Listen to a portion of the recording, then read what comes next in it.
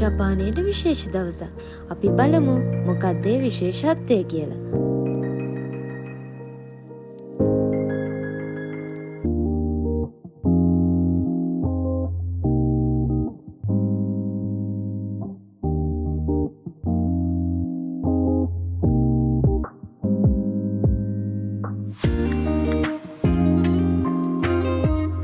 මේ තමයි මගේ පන්ති. ඒ කියන්නේ ඒකේ විවිධ රටවල ළමයි ඉන්නේ. නේපාල්, ඉන්දුනීසියා, බංග්ලාදේශ්, එතකොට චීනේ, ලංකාව ඒ වගේ ඉන්නවා. උගන්වන්නේ ඉතින් ජපන් සෙන්සෙලා. මේ සෙන්සෙ අපිට දැන් කියලා දෙන්නේ අද දවසේ තියෙන විශේෂත්වය මොකක්ද කියලා. අද දවස කියලා කියන්නේ යක්ෂයන් පළවා හරින එක. ඒ කියන්නේ ඒ අද දවස පෙබරවාරි 3 වෙනිදා හඳුන්වන්නේ සෙට්සුබුන් කියලා. සෙට්සුබුන් කියලා කියන්නේ වසන්තයේ ආරම්භයට පෙර දින. වසන්තය කියන්නේ හරි ලස්සනයි. සකුර මල් පිපෙනවා. හරිම ලස්සනයි.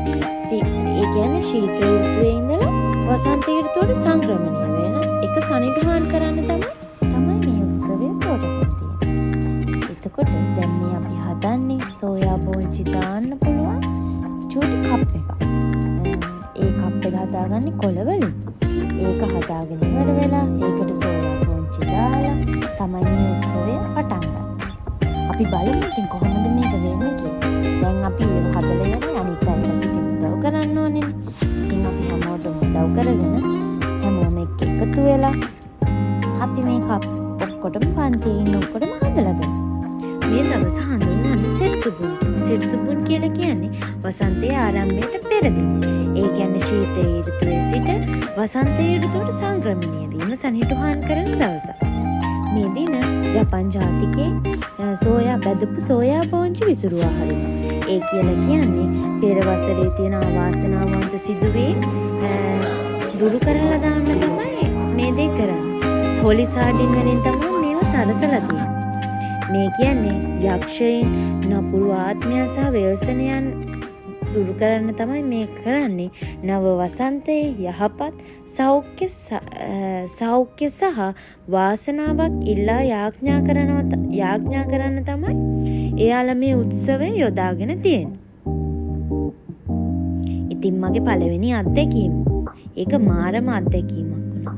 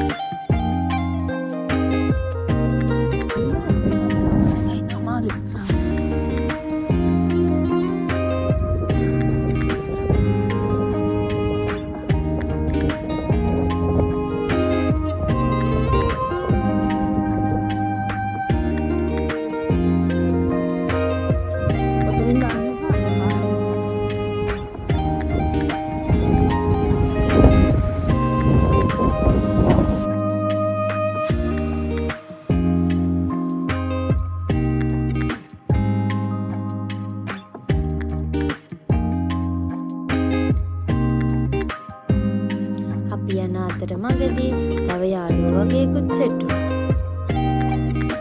බලමුකෝ කවුද කියලා. මේ ඉන්නේ අපේ පන්තියේ ඉන්න නේපාල් යාළුවෝ. ඒ දෙන්නත් යන්නේ අපි යන පාරෙමයි. අපිත් එක්ක එක ඒවා කිය එයාලට සිංහලෙන් හොඳට කතා කරන්න පුළුවන්. අපිම කියලා දීලා තමයි ඉතින්.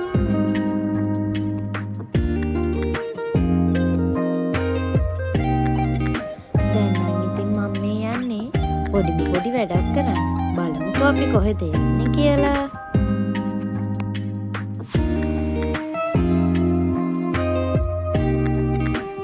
මම දැන් යන්නේ බඩු වගේක් තියෙනවා ගන්න. අපි බලමු මොනවද ඒ බඩු කියන්නේ.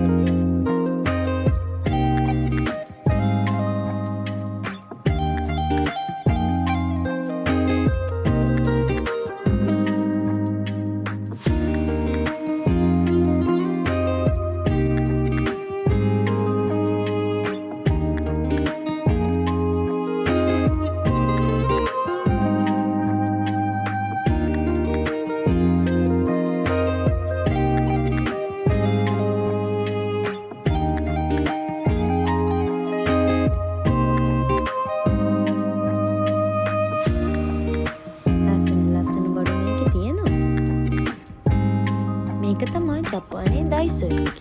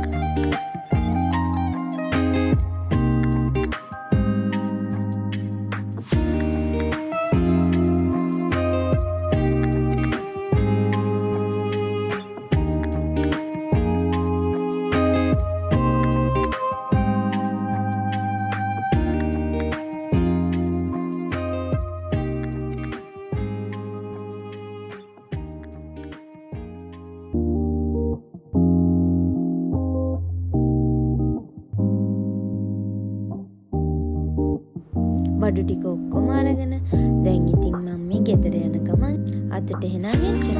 සුබ දවසක්.